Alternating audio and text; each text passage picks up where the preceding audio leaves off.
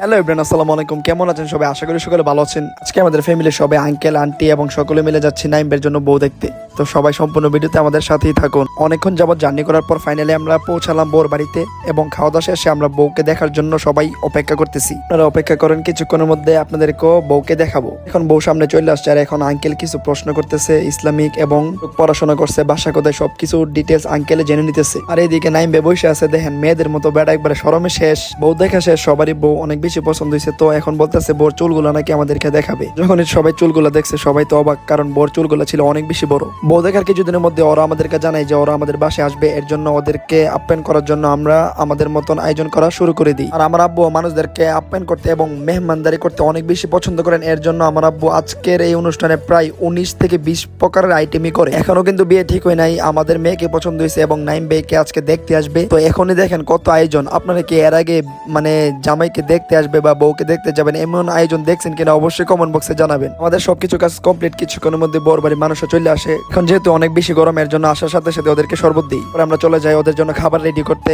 ওরা রুমের মধ্যে রেস্ট করতেছে আর আমরা এইদিকে ওদের জন্য খাবারের আয়োজন গুলা রেডি করতেছি। আর আমরা আজকে অনেক বেশি আয়োজন করছি, কিন্তু আমরা একটা ওয়েটার রাখি না, কারণ আমরা নিজেরা নিজেদের কাজ করতে পছন্দ করি, এর জন্য আমরা নিজেরাই ওদেরকে খাওয়াই। আর যেহেতু ওরা আজকে আমাদের জন্য মেহমান, নতুন মেহমান, এর জন্য আমরা নিজেরা সবকিছু কাজ করি, কারণ ওয়েটার কখনোই আপনার মতো করে আপ্যায়নটা করতে পারবে না। খাওয়া দাওয়া শেষে সবাই গিয়ে রুমে রেস্ট করতেছে আর এখন আমরা ওদেরকে মিষ্টি মুখ করাবো। আর মিষ্টি মুখ করার জন্য আমরা রাখছি আলুদা, সানামুহি এবং বিভিন্ন ধরনের মিষ্টির আইটেম।